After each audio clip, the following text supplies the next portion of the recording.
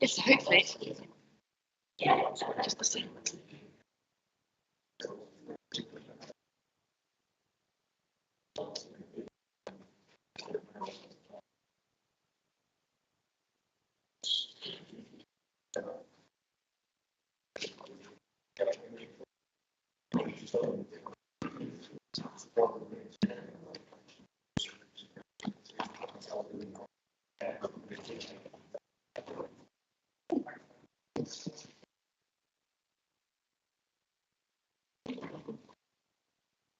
Okay, everyone, I make it 6 o'clock, so I'd just like to welcome everyone to our annual town meeting. We're going to start the meeting by presenting the annual town award winner. So the town award goes through from nominations by the public and then is voted on for the town council. We did get quite a lot of nominations this year, which is fantastic to see and really humbling to read. But I'd like to start by congratulating Adrian Ellis, who's the winner of this year's town award. Adrian, your wife as well, started the Emotions Out Geo group, promoting mental health and working tirelessly in Bath and in Hull to support serving and former service members of their feelings with people who understand them. I think everyone will have heard the geo and I saw it on the across the bridge on the big screens. It's really good to see. So very worthy winner. So congratulations.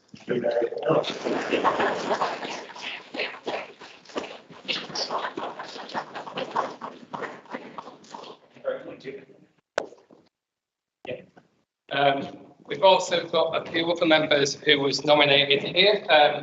So I've got Mr. Owen Taylor, who's been nominated for your community commitment to the Bath and the Town Football Club and your continued charitable fundraising support since 2008. Very good stories. Thank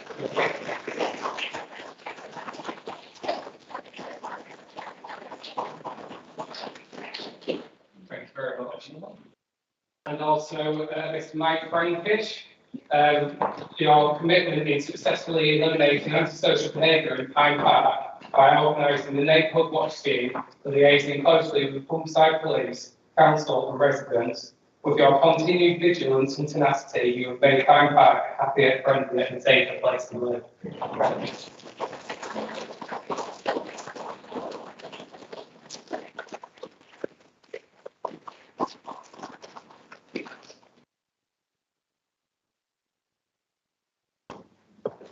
Thank you to all the people who's won the awards and also to everyone who nominated the award winners as well. Really humbling to read those. John,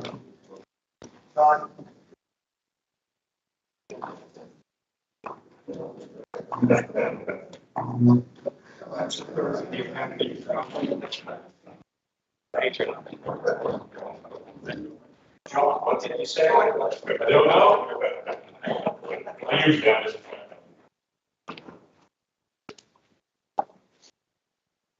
Okay, thank you very much.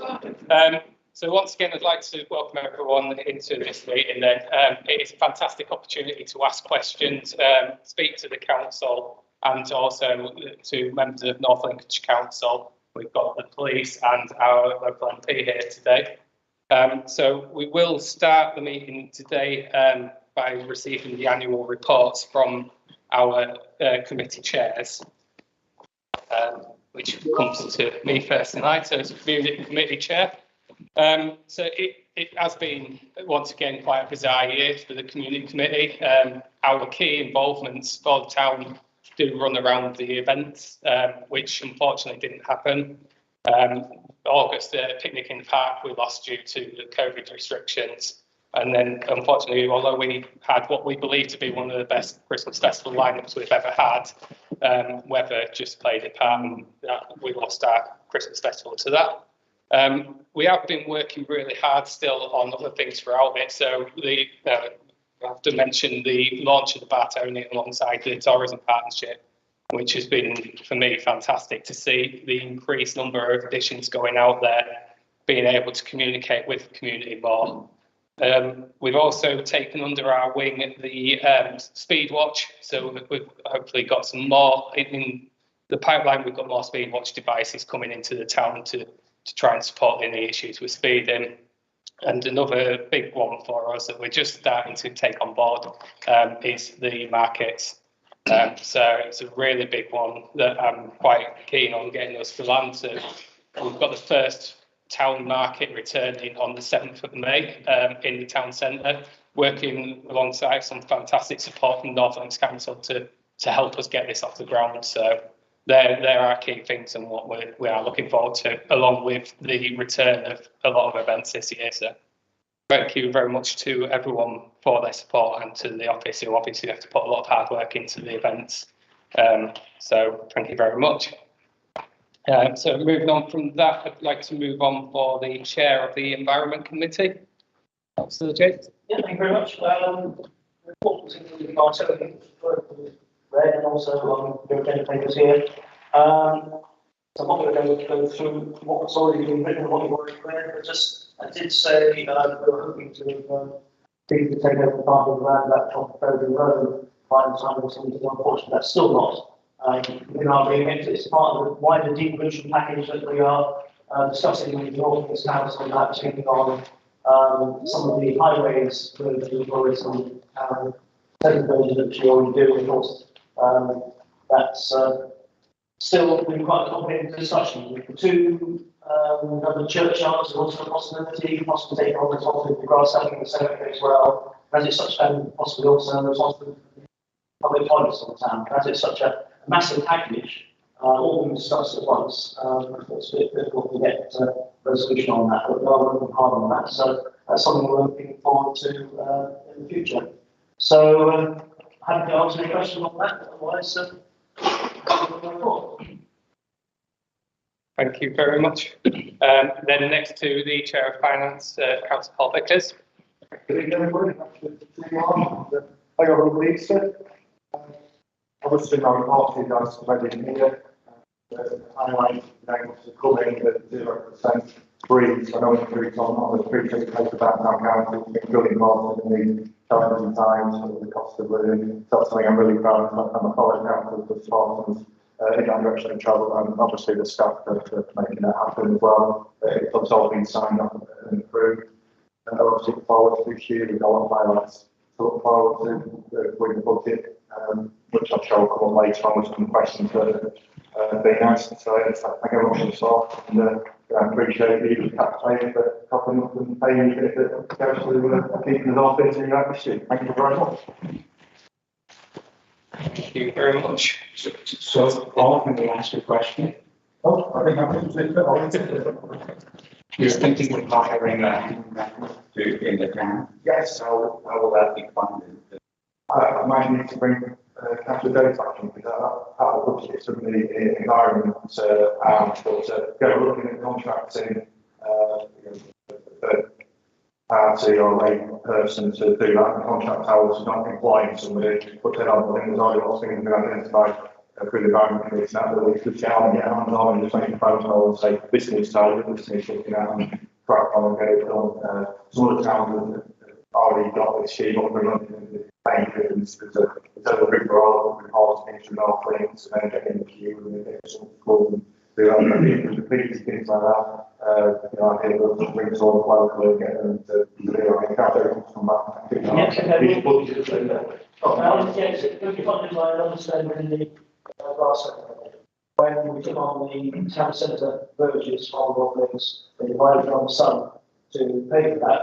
We obviously got that contract for somebody to go and do it, but there was taken under the amount of money for the savers. So that amount of money for this year can be used for that. Depending on the scheme is a success, there's no guarantee that will be that spending the cost of the budget in the future. So we're going to have to look, keep it, if it's successful, we'll keep it, look at, so actually budgeting for that within the general budget of the town council, which will be set. Is a full time position? No, initially about 20 hours a week. Thank you. Just a point, if we can stand, just we've got a microphone with a live streaming as well, so clear voice and so they we'll pick that up for the people watching live. Okay. So we've got Councillor Pinchbeck, who's on through Teams for the planning committee.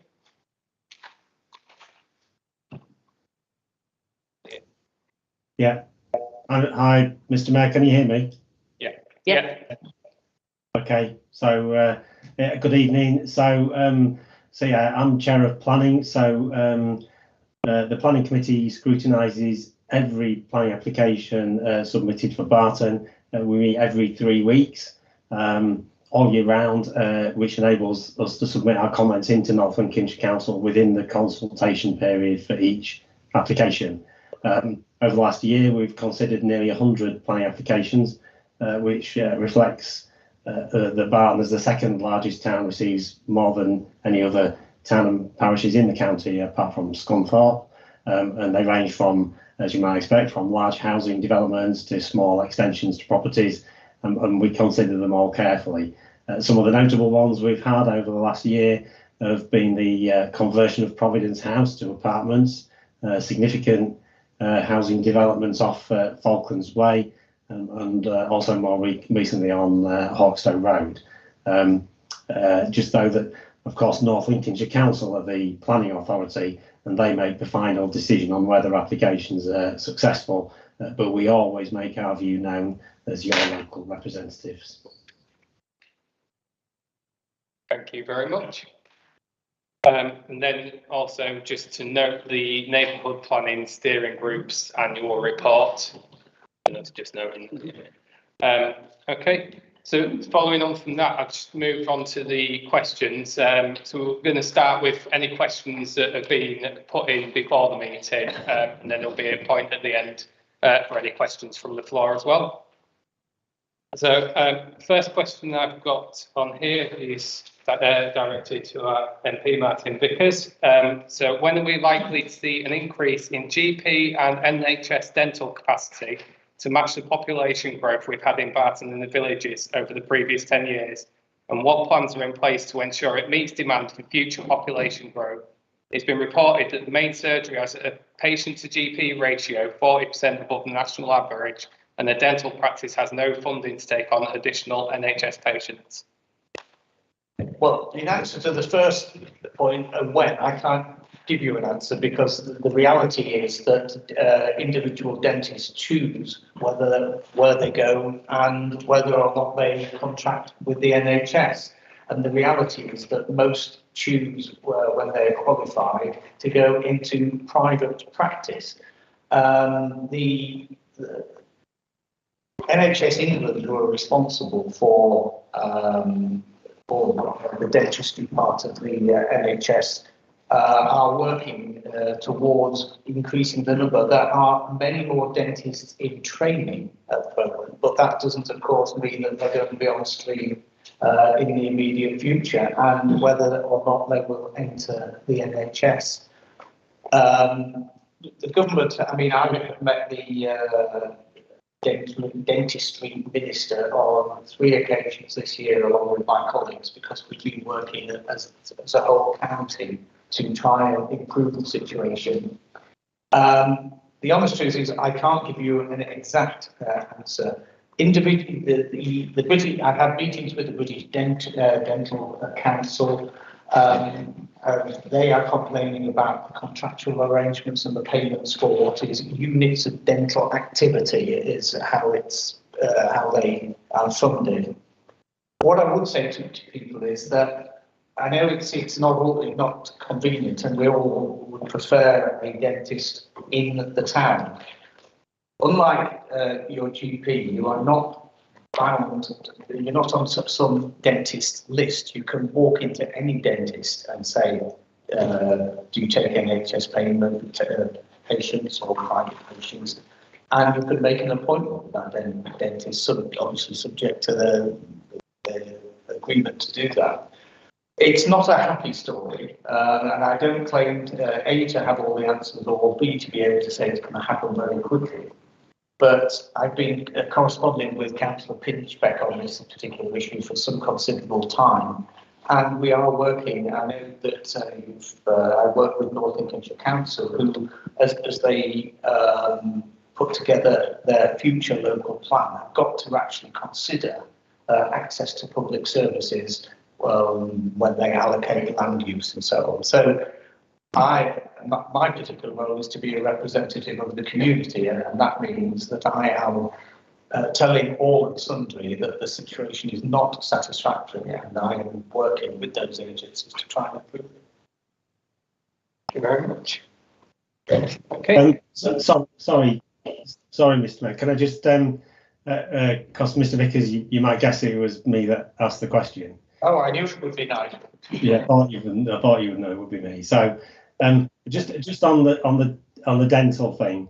So, Barton Dental Centre would take on additional NHS patients if there was funding available. So it's not that we don't have a dentist, we do, and we have a dental practice who, if there was funding available, would take on NHS patients, but there is none. So it's not that dentists don't want to come and work in Barton. We have one already.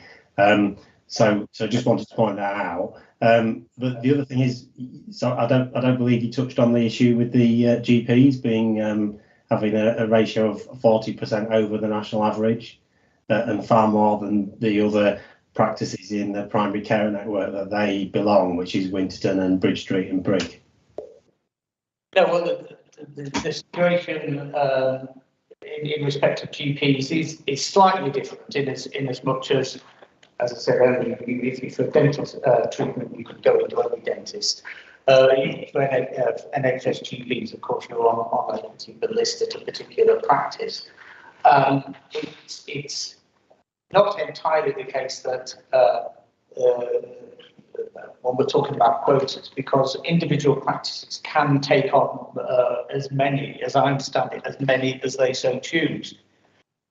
Just going back to the local dentists, Mr. Mayor, as Councillor Pinchbeck was talking about, I was actually due to meet the local practice this week, but they called that off because someone was suffering from COVID. So apologies that I haven't been able to follow through on the detail that Councillor Pinchbeck said mentioned, which I know he's had that meeting. I will be having that meeting being rescheduled over the next 2 or 3 weeks.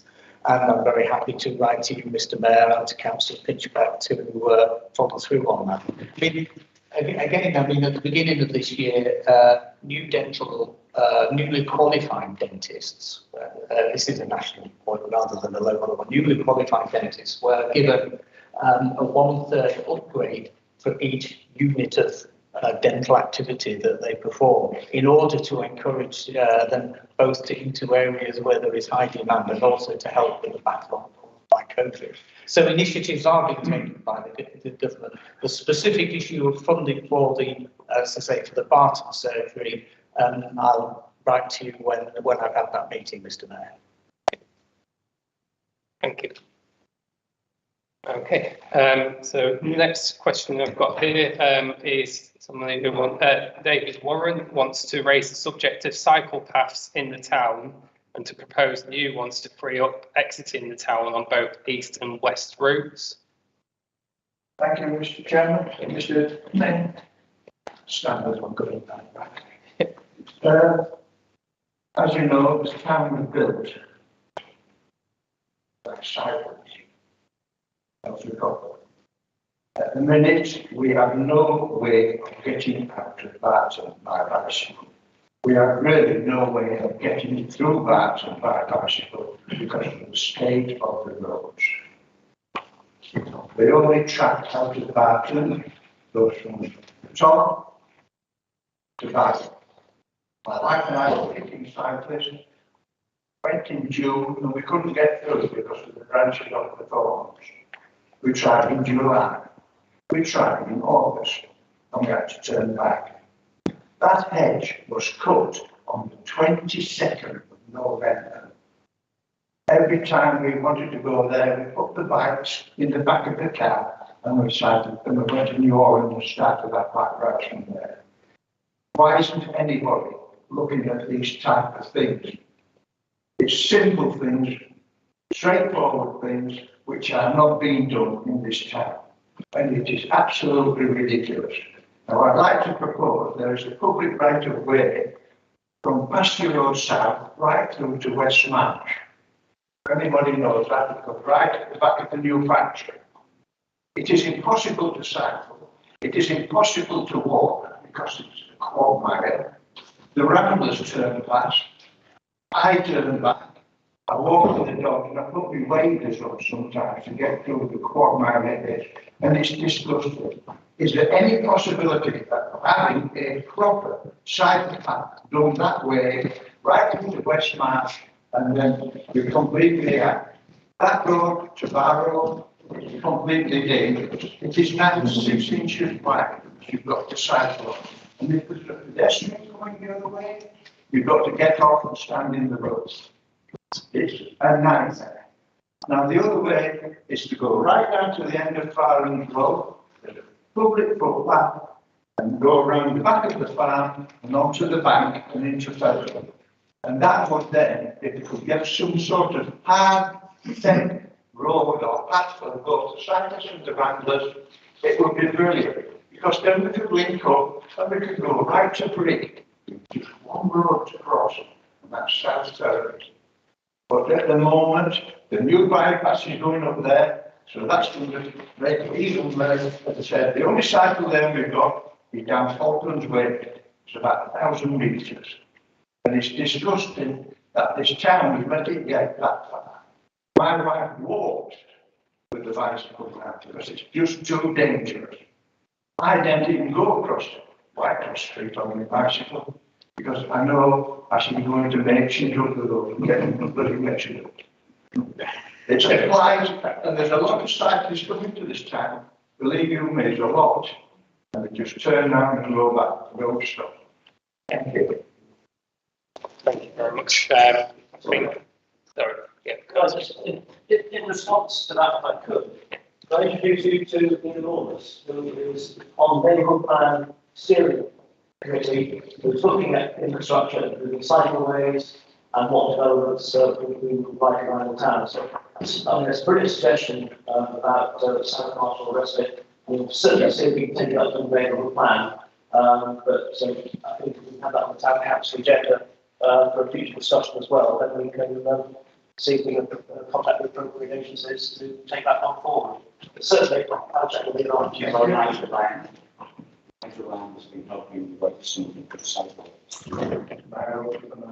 Thank you very much.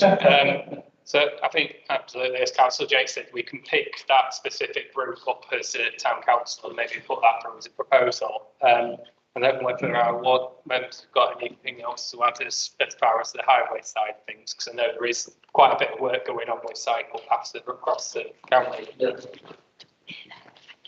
Yeah, no, I completely agree. We're obviously looking at a joined up plan with regard to cycle paths and greener traffic flow movements, and that'll bring in the interchange as well.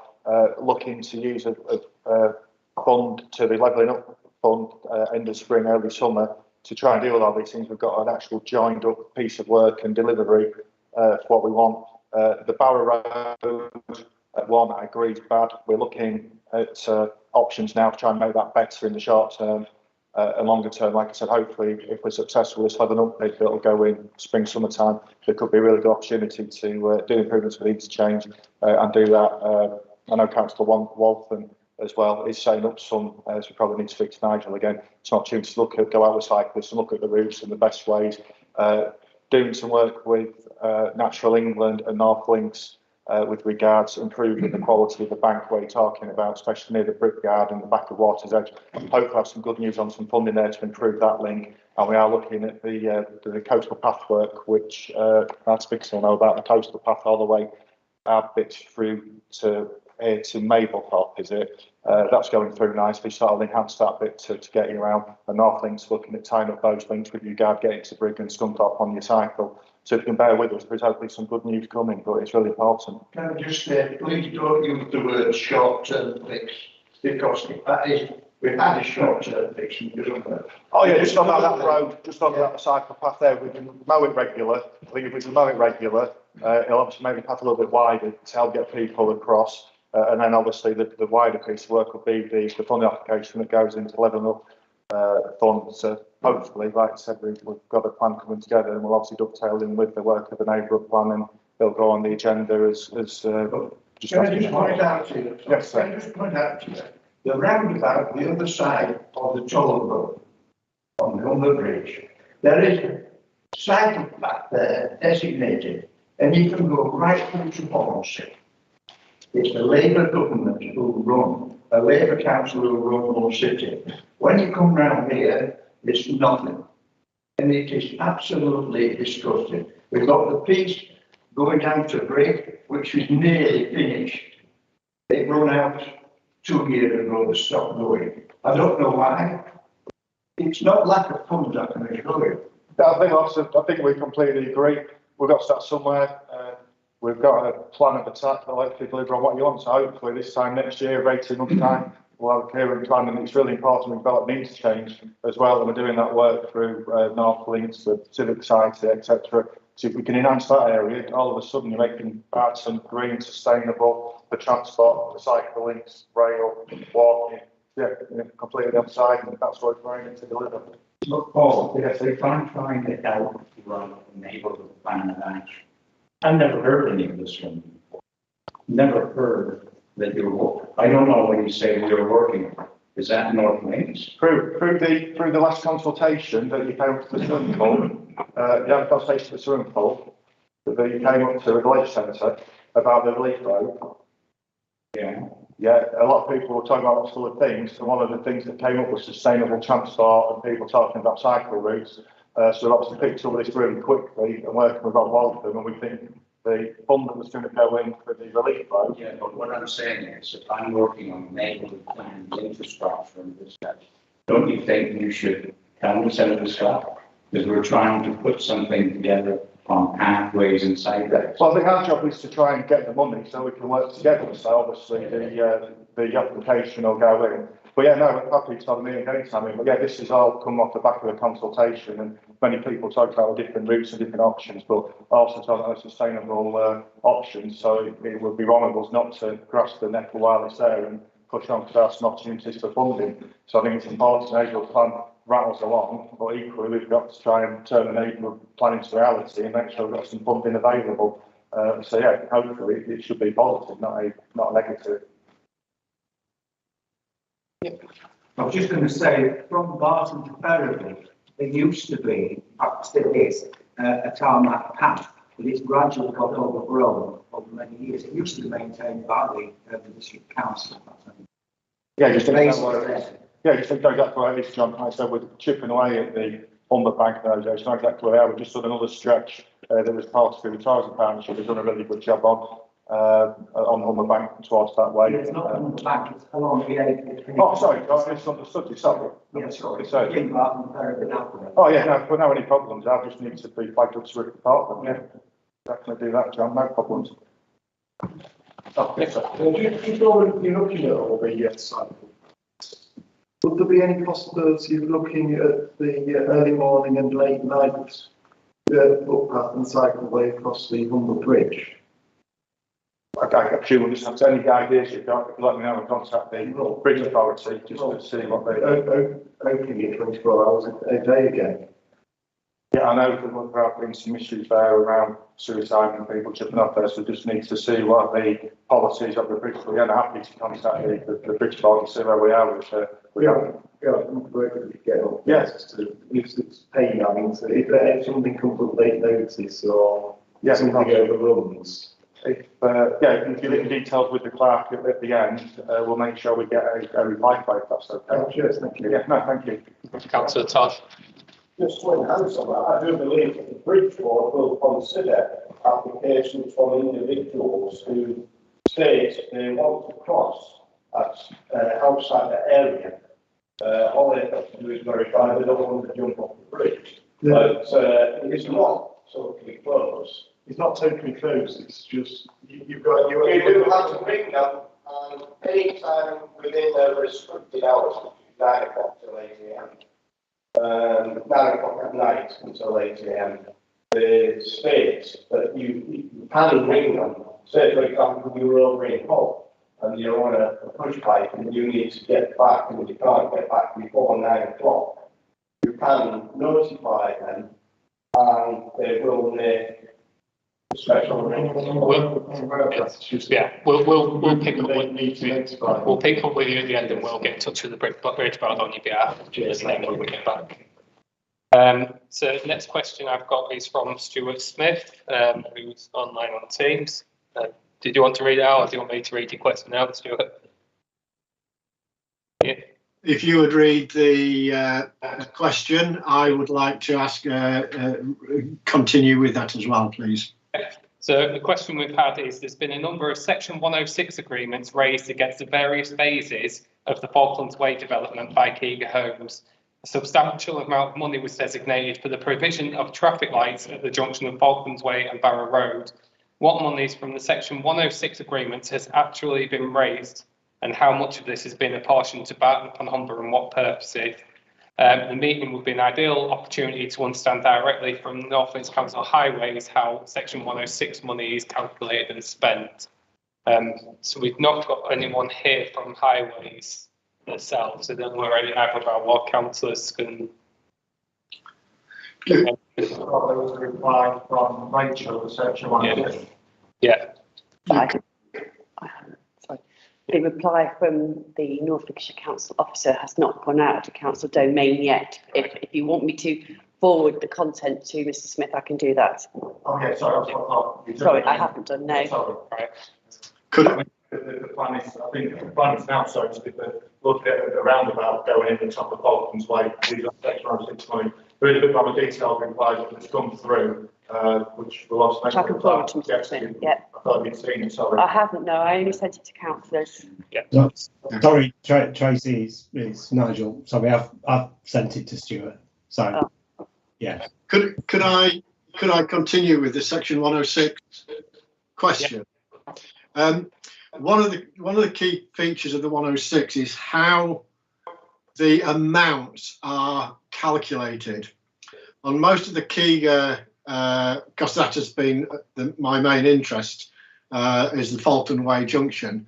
Most of the 106 contracts, agreements, there's calculations on how leisure, how housing, etc. is calculated. There is nothing at all for highways. So, for example, the what is it at the moment? £250,000 from Wren and £100,000 for phase 5 and 6. How have those been calculated? They've already got £50,000 that has never been spent, £7,000 given back because within the 5 years it wasn't even allocated. In 2017, Councillor Everson raised a point at the North Links Council Planning. It called in the Falkland Way junction, where it stated that traffic lights were going to be placed. It's just, nothing that seems to happen with it, and there's never been a response from Highways. Similarly, last year the Highways person didn't attend virtually, and again this evening. I think that the Section 106, there's a lot of money that is supposedly based for Barton that appears not to get there. And I would ask that in future also at the planning committee meetings, there is actually always a Section 106 section on the committee meeting to raise the question as what is happening with the current 106 agreements that are there, because there's not that many, but they're substantial in terms of the amount of money that there is. So I mean, in the region of 350, 400,000 pounds supposedly for Falkland Way Junction, supposedly, or through the road through Barton. But anyway, that's my view, because we don't seem to get a proper answer from North Links Council. Anything else? Well, could you say when we're expecting hopefully the start of that injunction to be roundabout? Obviously we'll be back in touch with the formula, because that's obviously for the Section 106 officer. I mean, from that trench for the Section 106 money, there's going to be money spent up at Bayshard Leisure Centre, improvements for the change facilities at Barton Juniors, improvements for grass football pitches. So you're absolutely right, Section 106 money should be spent in the area to improve education and facilities. For us, I think we're all on the same page there. I agree it's very complicated how it works, but hopefully as we walk out, we're pushing to see that spent and see those road improvements start, hopefully sometime this year. So, hopefully enough talking again and we start delivering on that improvement plan, Mr. Smith. Thank you. But as I say, those were all costed. So even £1,300 from Keega was used for the indoor bowl centre, where I actually go and bowl. So, they cost it, they show what it is. But the highways, it appears to be a figure pulled out of thin air. That's the question that was raised. How do they calculate the amounts that they request? Yeah, so we'll take that on your behalf, please, to the highway officer, and we'll let you know once we've got a response from them. Please. Thank you very much. Yeah, sorry. Can I just ask a question here?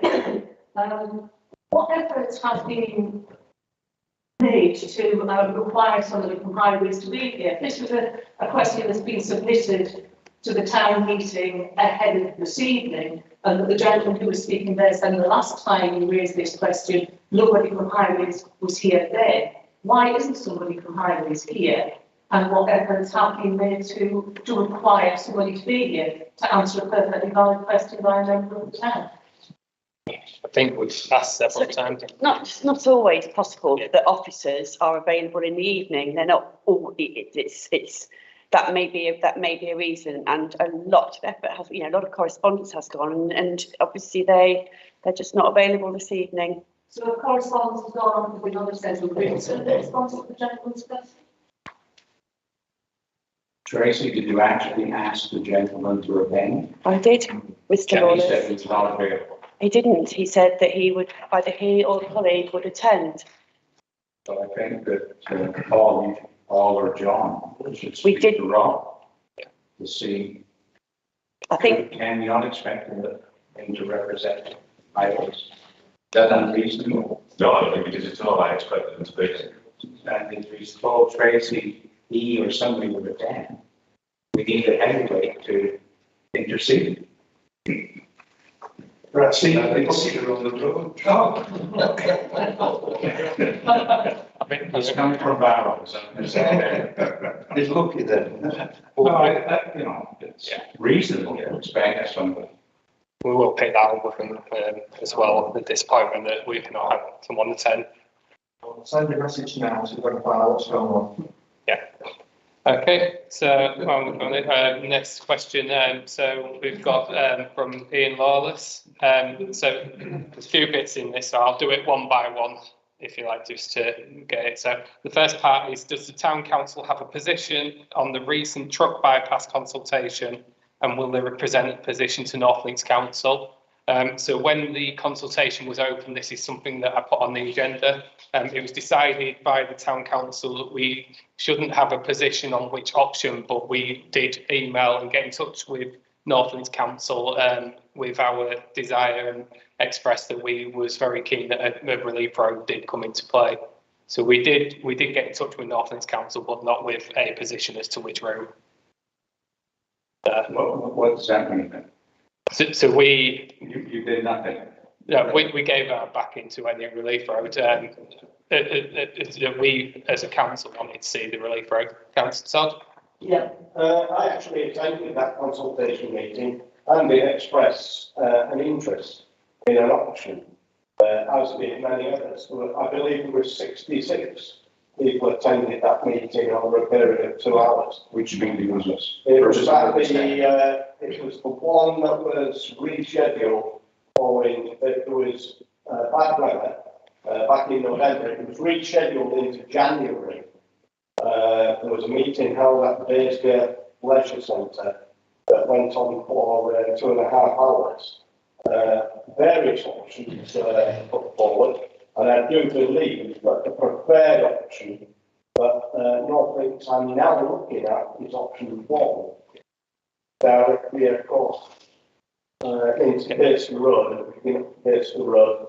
So my question is, did the representatives of the people of Barton have a position as to what they think is the right route?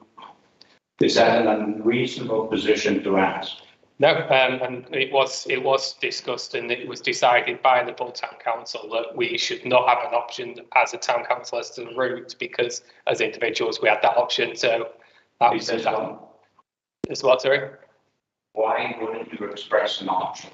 Because there were varying choices by individual councillors. Councillor Jakes has got his hand. Yeah, I could just add to what Mary said. We didn't come down in favour of one particular route, but we did express some criteria which we felt the chosen route should meet. One was to obviously address the issue of heavy goods vehicles, because we recognise that 50% of heavy goods vehicles actually come from Wren, and whereas Wren might be able to force their drivers in this particular route, the other companies probably won't. The second thing is it's got to address the issue of cars, getting cars out of town as well. And those are the two main things that we agreed as a town council, but didn't express an opinion on it because we weren't going to get consensus on that. So the present truck bypass, Wren could force their trucks to use it, but the other trucks will not. Come to the town, as to all the cars. Yeah, just to qualify that, the A road that goes through there obviously has to go for an act of parliament to be able to put any form of weight restriction on vehicles passing through the town centre. And unfortunately, like on Dam Road, as opposed to Faring's Road, there are restrictions in place, but it's down to enforcement if it happens. I mean, so I mean that was the position that the town council took. The other thing, in addition to Councillor Jakes, is we did feel that the relief road should be done in one go, not part A, part B, because on the original plan there was some discussions as to part 1 and part 2 for one of the options. Well, the original was one road connecting to the A to B. Yeah. So it's really disappointing to hear that we can force the trucks to use the route that has been consulted, not voted on, but consulted. Yeah. So the next part of the question, so has the council rewritten the CHAMP contract yet? Because it's a private contract, we're not able to discuss that in a public meeting. Have you rewritten the contract? Yes or no? Like I said, I'm not able to discuss it at all. It's so secretive. It's just with it being a private contract in a public meeting. So I've been told we can't discuss that contract in a public meeting. So how do we find out the position of the contract? You're using our money. This is an open meeting. It's a very simple question. Mr. Lawless, you can put a written request into the town council, but we cannot discuss commercially sensitive subject within a public meeting, of which this is. If you wish to put in a written request for information that you want with regards to the assembly rooms and the running of the assembly rooms, you can do that. You could have told me that instead of wasting time. I do apologise, I could have. So you want me to write and ask you if the contract has been? And then I will answer. Okay. So nobody else should know what's happening. It's not an open meeting, really. It isn't, no, it No, isn't. okay. It's a commercially sensitive subject that will be discussed in council closed session. There's certain things that we do have to follow, and unfortunately that comes into it, so we're not able to discuss it. So the next part, so for several years, the Town Council has been asked to comply with listed building standards and remove the ugly black electrical box for the Christmas lights and the power supply for that, and install indoors.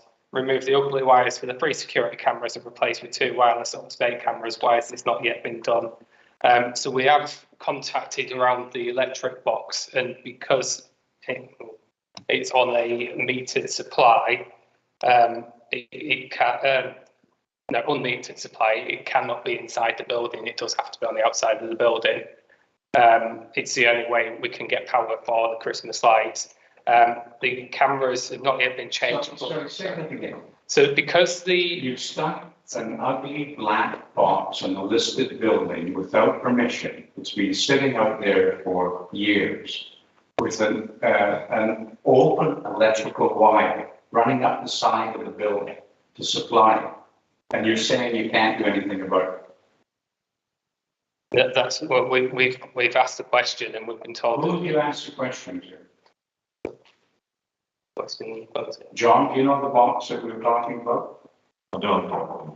Sorry, we've consulted with our Christmas lights electricians, and we've consulted with the where we get the unmetered supply of power. So there's 2 lots of power. There's metered supply that you have inside your building and your houses, and there's unmetered which is for the street lights and for anything external.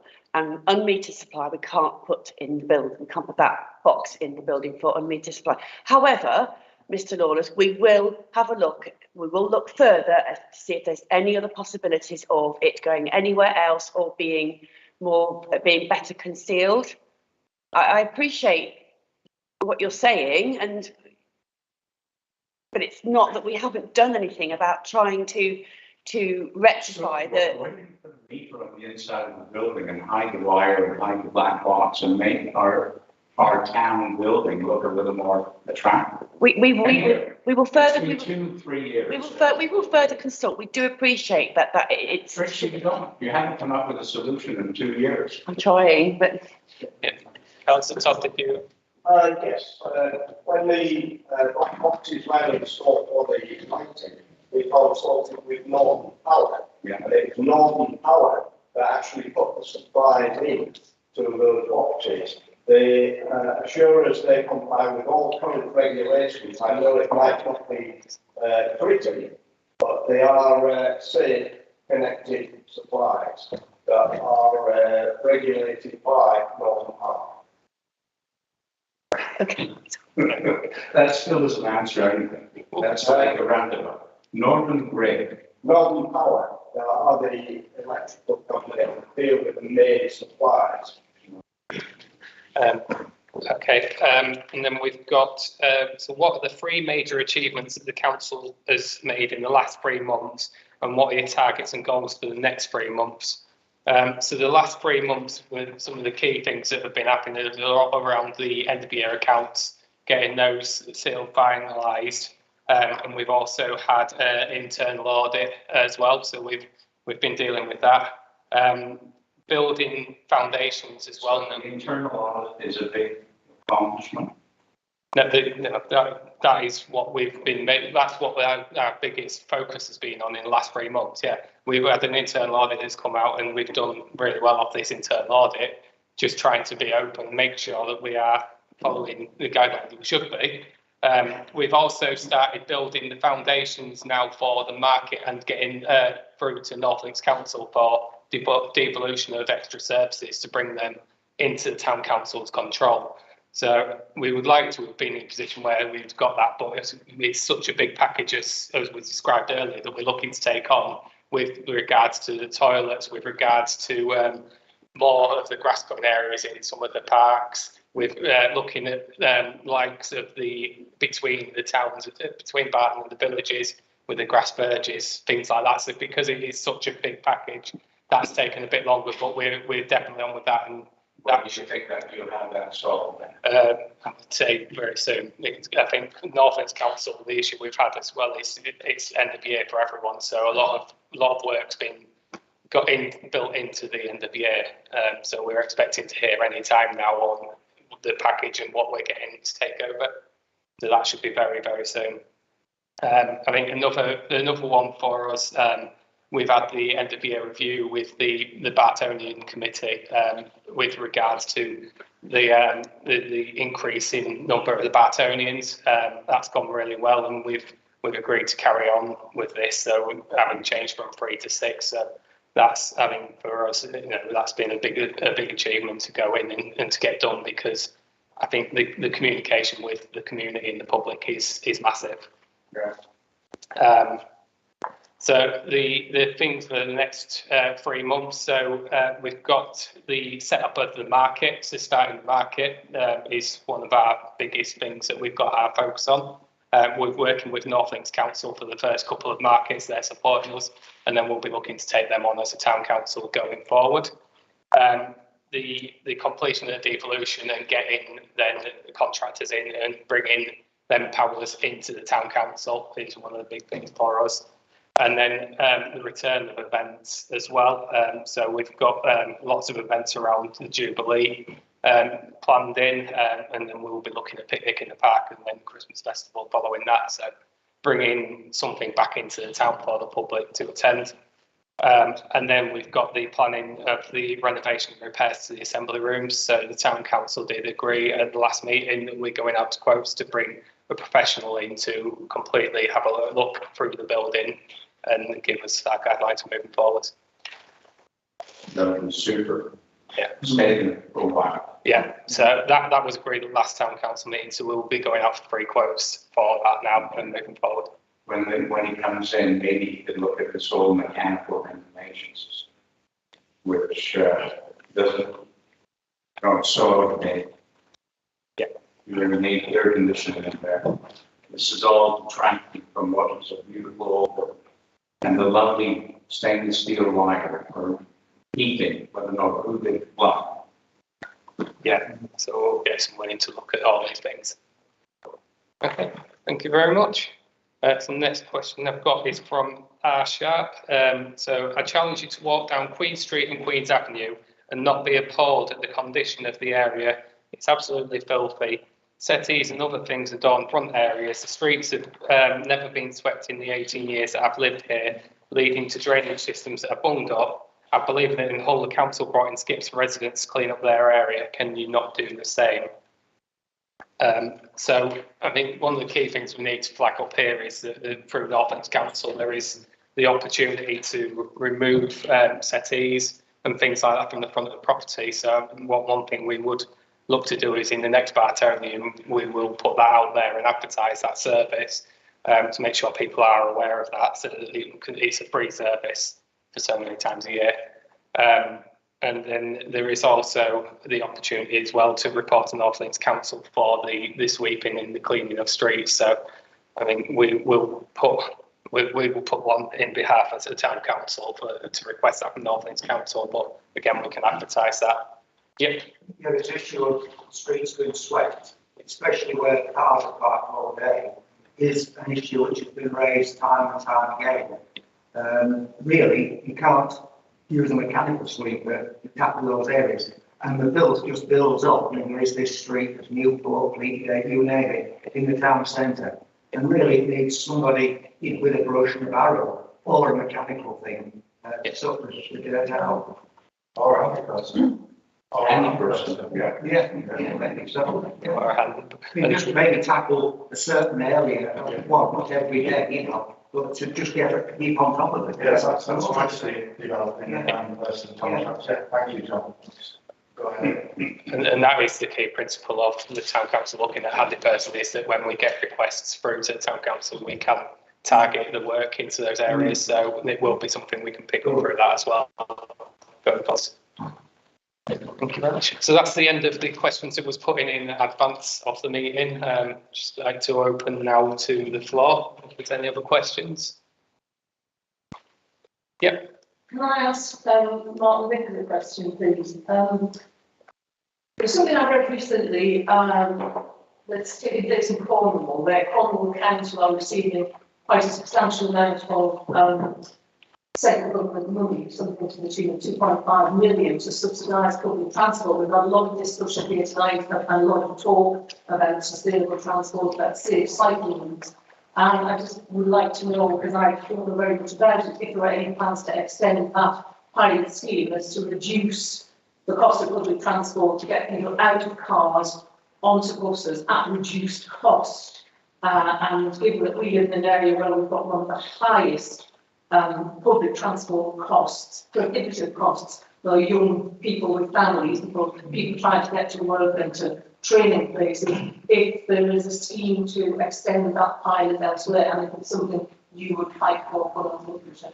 Yes, there was an announcement about this 2-3 months ago about the extent, well, not the extension of that, but a very similar scheme to increase the funding available to local authorities to subsidise the services. I'm not sure, I don't know if Paul or John can say whether North Links have actually looked at that yet, but the straight answer is yes, there is. And when North Links, if the North Links come forward with proposals, we're there to lobby for it in government. And Paul and John, is it something that you would push for? Yeah, so I don't really know. Sorry about it. It's the first I've heard about it. But you don't, you know, it's, I mean, to me, it seems a no-brainer, not. I like getting money from the government. We look forward to seeing you then.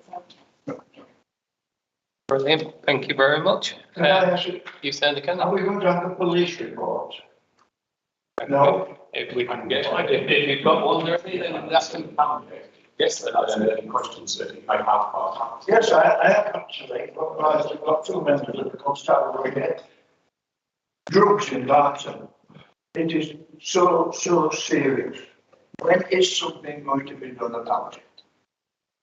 Yeah. 2 years ago, my wife and I, when COVID started, we walked out. We were 3 nights, 4 nights a week. We sat at a bag of fish and chips in the market square at 5:30 p.m.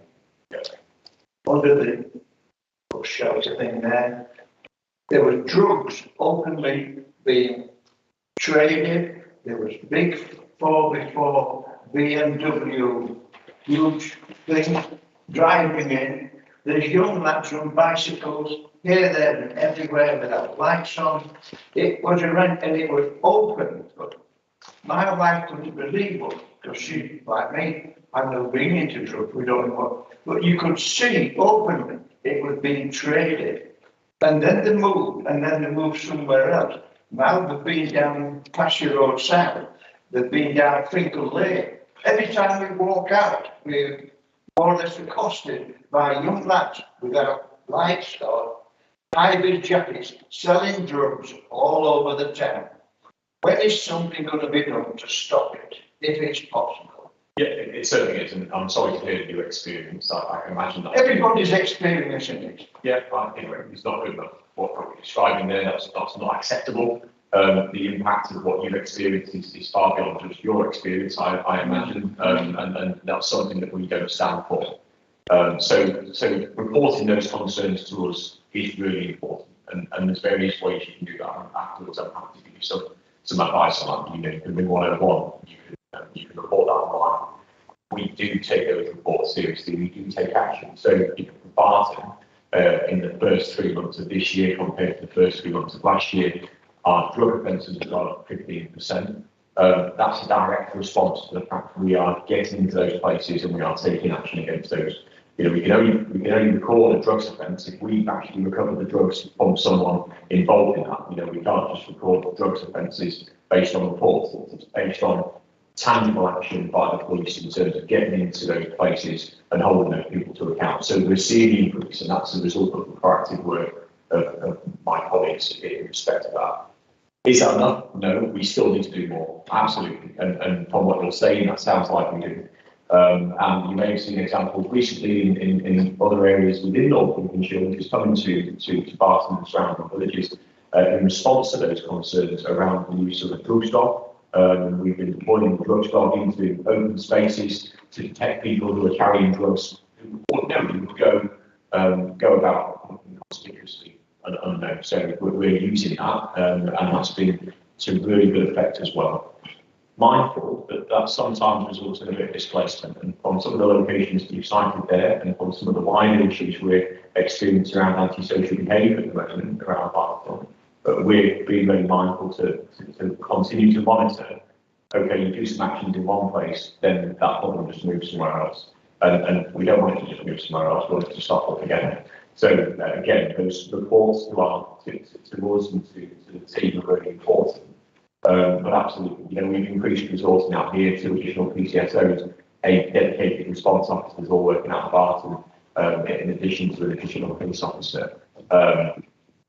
So, we're absolutely in a space where we can, should, and will, and are doing more action against the activities of which you're talking about, recognising impact. Not only to you, to other residents, but to some of those young people involved in that activity as well. That's not good. So, please, if you are experiencing those, please do report it, and we will continue to be in that space and hold them to account. Sorry. What can a PSCO do? Let's say there's six kids. Yeah. Let's say if they're kids, there's massive opportunities with young people around early stages of crime and social behaviour, around those families on the cusp of, young people on the cusp of offending. Actually, police community support colleague can really do some intensive engagement with those individuals. Look about securing some diversion work. We secured some funding recently to support some diversion activities, so sending some of these young people into education and training, which ordinarily they are in, for a number of different reasons and vulnerabilities. So yeah, very much, in homicide police, PCSOs have played a key role in our local policing offer. They're very much the eyes and ears of the wider police family. Their connectivity in some respects, in some areas of the community is much stronger than warranted officers for varying reasons. And they play an absolute key role in the sort of challenges you're talking about, and many of the challenges that we're facing in communities. So, yeah. They're allowed to hold a young person and do a search. Absolutely, not a search, but PCSO colleagues can detain. They often work, they do work here in the same base with warranted officers. Cops are often not too far away from PCSO. So yeah, they can detain for up to 30 minutes in certain circumstances. And then on a certain kind of search. Absolutely, yeah, that is what's in on a number of occasions, and happy in the future to bring some maybe stop and search data around the numbers of people that are being searched, the percentage of those that are then found to have certain items, what those items are, what happens as a result of that interaction. Because that's really impacted, and in homicide, we're in a really strong position with that in respect to those issues. Well, it's interesting. There was just a survey today from, I'm going to say, the police or neighborhood watch, and they asked, in my survey, I said there's some drug activity. They actually sent them a question about, can you pinpoint? Yes, that's really good to hear. That's working, and you can see that. So I received the same email yesterday in respect to that. As part of our Human Talking survey, you should receive that every 3 months to report what the concerns are in the community where you live or where you work or where you frequent. Well, one thing was drug taking and dealing. And I was in the charity shop, I think it's a Red Cross, by the shopping centre or the shopping shop. And the ladies in there were complaining about the kids So I put the anyway. And so what happens on that?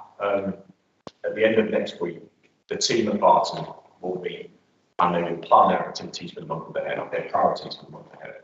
They will review that data of yourself and all the other residents that have completed that period to then determine what the priorities will be. In addition to crime, in addition to the reporting incidents, all of that will be taken into account to set the plan for the month ahead.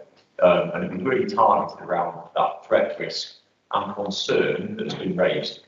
So at the moment, one of those priorities is the young people related antisocial behaviour, which we've seen from the co-op and down now around the train station area. And that's been done through that process, through reporting, through people doing exactly what we've done. So I'm really grateful for your support. And I'm happy again to send a link to that survey so people can complete as many times as you want. The more information you get, the stronger the rationality for us to be in that space and take action. So it's a pain to fill it out, but if you don't fill it out, you don't get any. Yeah, it's a detailed report. I'm really interested to know about the feedback because that feedback's so valuable. And actually, when we get that from 100 people, that's a really powerful message for us to then say we'll deliver. And we want you to have that. We want local community to have centre ownership of what we're doing. Because that's exactly what neighbourhood policing is about. You tell us what the issues are, we do something about it. It can't be any more complicated than that, because it all starts to fall apart. So that's exactly what we're asking. But we had an open day at the police station. Myself and the next went out. This is about 12 months ago or something. Yeah, there was only two of us, but at least it was an effort by you guys. Yeah, absolutely. We doors are open. You know, we're happy about what we're doing. The challenges we face as well. There are. Can I give you a tip? Why don't you try Waterside Road at the moment? One of my 15-year-old grandson calls it Crack Alley. Yeah, so, like I said, I'll take that away. We don't want anywhere Crack Alley. We don't want I know anywhere. it's obviously coming out of the slope, and Yeah. bicycles everywhere. When you say you've been concentrating on the issues around the railway station, have you been working with BTP on that? So, yeah, we have briefly. So BTP obviously cover the whole country. The resourcing footprint within more rural stations is a challenge at times, but those conversations are happening routinely.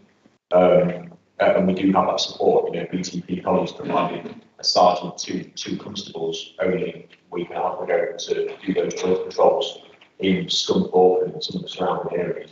Miners from where any stations are, because they recognise that the issues not only impact the train station, but those that are impacting down the road are likely to impact the train station. So we do have that support. You know, their visibility, because they're coming to such vast areas and visible enhancements they expect, but their support is unwavering for our activity, you know, and that connection between time. And they have to be enough support for occasionally. And you're probably wondering why I haven't been speaking. Well, because it's not operational, not my position, the directly operational forces. It's the chief constable's job. My job is to hold the chief constable to account and pass on intel to you people, because I get a large bag of emails that often come to me where they really should go to the control room. So the force can respond to them, you know, very quickly when it happens. But sometimes certain people in that often contact me because I know and they've got my email address on my telephone. But it's important, the intel that Superintendent Parish just mentioned. Without that intel, the police really need to work out where the forces should be deployed. So if there's an issue, and I'm sure Paul would back me up on this, I passed on quite a lot of intel, particularly around this area, because it also affected me in the back area as well. And the police responded. But the intel is very important. And that intel is collected in the control room, either through an email or through a one-on-one system. If there's actually a crime operating, it's 999 actually. If you see a crime and it's in process, it's 999 every time. We'll get a rapid response. But it's my job to make sure that Superintendent French and his colleagues have the resources available and the direction that the public wants them to go in. And I do that through the Chief Constable and his senior officers, and obviously supply extra money if required. I'm a really big fan of the passive drug stocks. Some of that work is actually funded by proceeds of crime.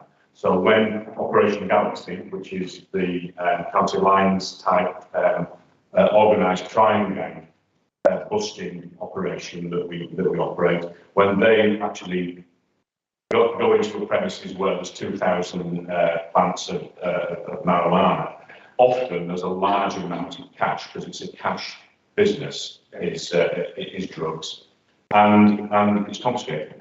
And we had £400,000 last year available to us. I split it 50-50, so I keep half in my office for a lot of the outreach work that Paul mentioned as far as education and he's going into the schools, and 200,000 goes into the force, and some of that money is used for these passive drug dogs, and they can sniff marijuana on somebody at 50 paces. Well, interesting to watch them work. Yeah, it would be just the thought of a dog coming up to a group of people, trained, etc. I mean, that would be a hell of an effect.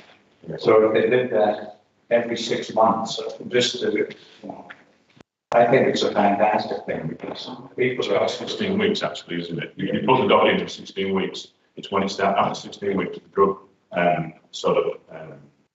sales start coming back up. Okay, very much. Could I just add that all these urges to report crimes, you have to keep doing it every time it happens because people report it once and then that's it. Yeah, sadly, often there's about 60%, 40-60% of crime not reported.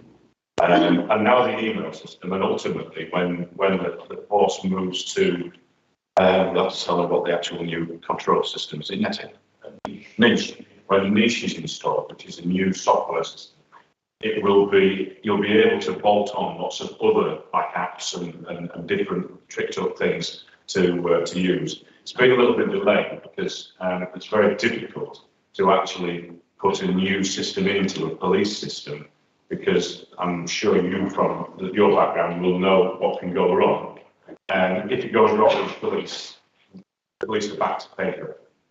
So it's very important. It's funny about reporting. My next door neighbor, that too, the other night she woke up at 3:10, she said, looked out of the window, saw 4 young guys, all in black, with hoodies, looking in the cars. Then called. That's 999. Yeah, that's what I would have thought. But it didn't think that and I said, if you ring 999, you will get a reply within 10 seconds. And most of that 10 seconds wait is actually the BT system coming through to the police system. Well, I was shocked. I said, you should have called me. I would have looked out or opened the door or called, but you've got to call the police. They've already turned it on the following Facebook. They can see lots of different So last week, 2 cars on the road, 2 BMWs stolen. We recovered 2 in custody for that. We had another couple of burglaries yesterday involving vehicles that have been stolen. So that vigilance and that reporting is vital, because the success of that early stuff, while my colleagues have done a great job in catching them, there's a lot of public information to support the direction of that inquiry. So it's that job. It's fantastic to capture within an hour.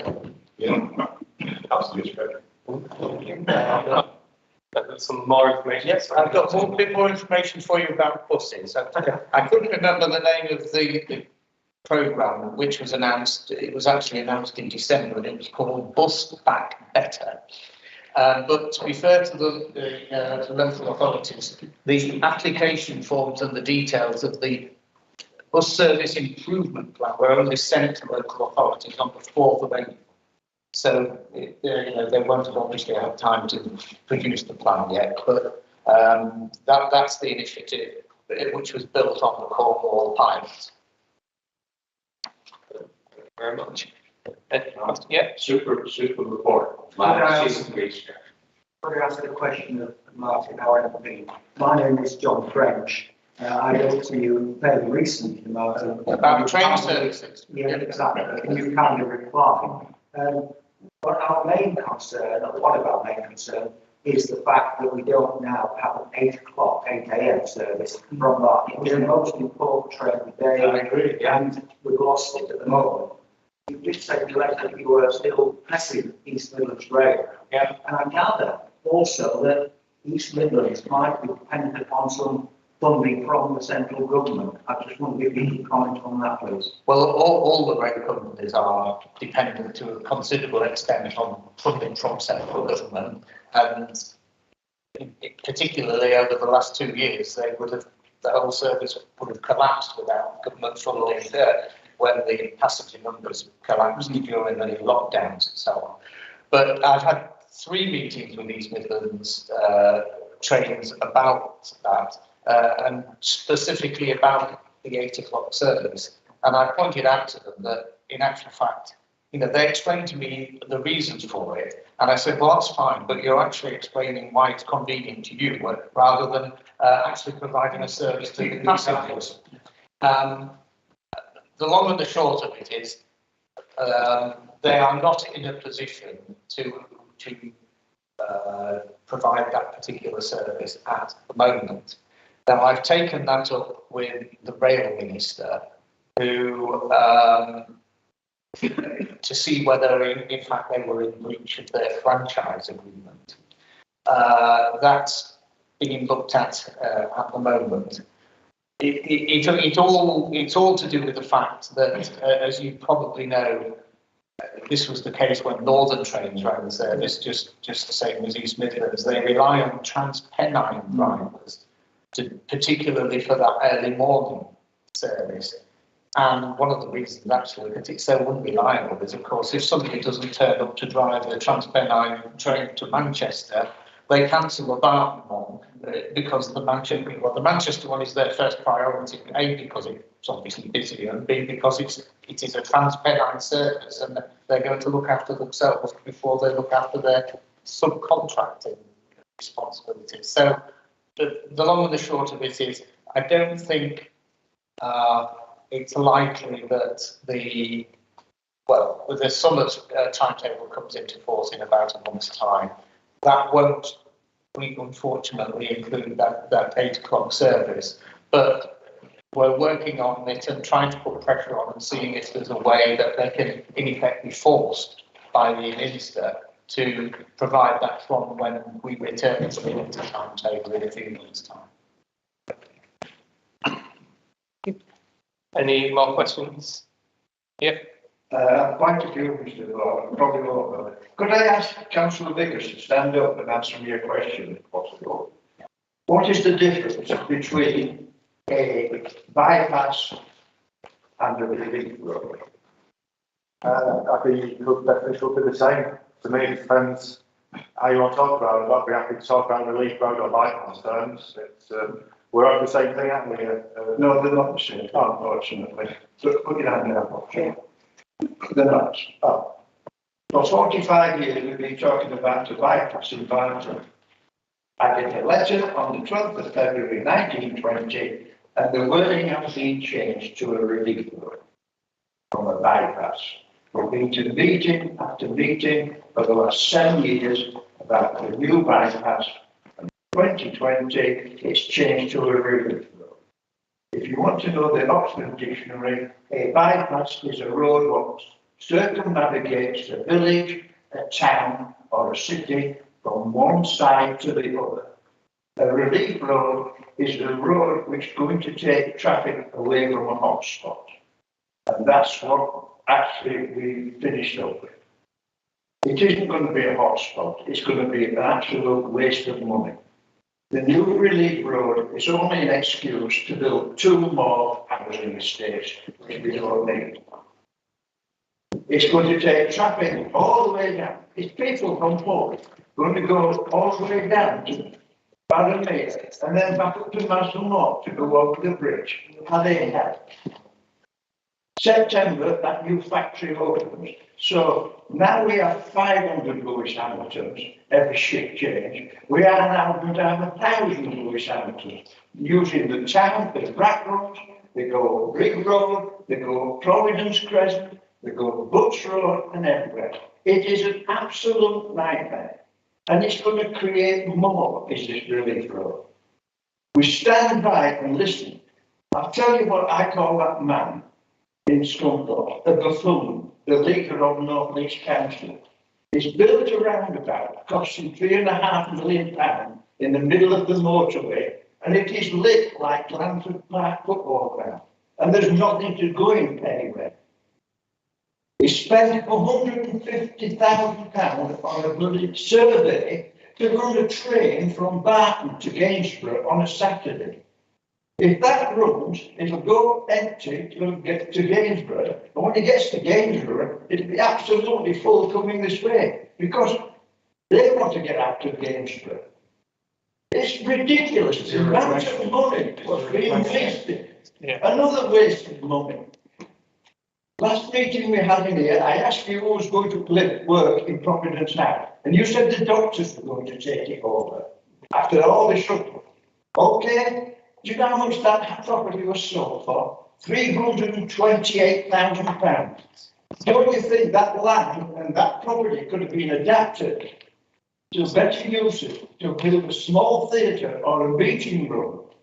And what we're going to do, Keegan Homes, of course, bought it. Sorry. We've got a question to get to, because it's a lot of this is. Please tell me what's happening to this town. Well, I'll start trying to remember all those things. I mean, I don't know. I presume you're leader of the council when you're talking about that. So that's Councillor Hughes here last week at the end of the to answer those questions for you. I mean, Butts Road's going to be resurfaced with plain inlay, so that's to improve Butts Road as a proof there. We're doing some work on reducing speed limits in the town centre to help with those speeding traffic in the short term. Got Chris, Councillor Patson here, who's leading on the gives us time with the volunteers to the community speed watch, which is getting great results for reducing the traffic, and that does have teeth, which is good. I mean, with the road, I mean, this has been going around when I was at school back in the 1990s. So from my point of view, I think it's really important that we deliver the VATs and get rid of all these lorries that are coming through and causing problems. I mean, I think so many people live on Barrow Road, Berkeley Road, Holy Eye, and it's just causing them so much distress. They can't have the windows open, they can't sleep, rain quite rightly, dipping through the days and also expanding. So, I mean, we're very lucky to have these problems with regards to employment, and it's got to be a positive thing, and it's us as a council how we deal and deliver with it. The local plan 2038, there is no housing allocation with regards to that land opposite Falklands Lane. We are just talking about the roads, quite happy. Just to play that up by it, and a lot of the allocation in there, which we're now 2038, there's other thing allocated through the allocation, and the allocation has just been passed with regards to 300 odd houses that are going on to Keegan. I mean, ultimately, the point for me is one option is we do nothing, and to do nothing, I really can't get my head around it, because that's just going to not help anybody. So the technical house through the relief road or bypass, I'll fall back on a consultation. We worked really hard to consult the residents, held 2 consultation meetings. We've done this over the round, and the people spoke in large numbers that they want to start option 1, and the council viewpoint has been always support the view of the public. For me, the public has spoken quite clearly, and I think it's up to us now to push on and make sure the council deliver the timeline, which is to get a funding bid to the central government, and perhaps the Vickers MP, as assured as that goes in, he'll be advocating for us. There's lots of opportunities around there, so I'm really keen to see us deliver. And you're right, with regards to the house, we did speak to lots of different people, offered many options. Unfortunately, it's not in our gift to make anyone take the building off, so they didn't happen. And obviously, right, it's now in Keegan's hands, but there were conversations that didn't happen. But now I think hopefully we're going in the right direction. And obviously, just leave on a positive for you. We're all looking on Spaceyard Park, looking at facilities in there that are looking to improve. We've got a green gym in there. So, I mean, if you are, if you did want to obviously pop up the park and have a look around there, not little things, and we're going to resurface the viewing area at the bottom there. So lots of positive things coming on, but obviously I appreciate your feedback, and I'm sorry you feel let down, but Barry's on the job to go nice to get on and deliver it with the leadership of the council. Thanks. So what was I going to say then? Within your way, I put the one over. No, I appreciate the time. Thank you. Okay. All of a sudden, the new Hawksville Road, there was somebody called Ray. I had to shoot them we know. Oh yeah, the Presidency and Local Development. I don't know who the hell they are. I can't find out who they are. All I know.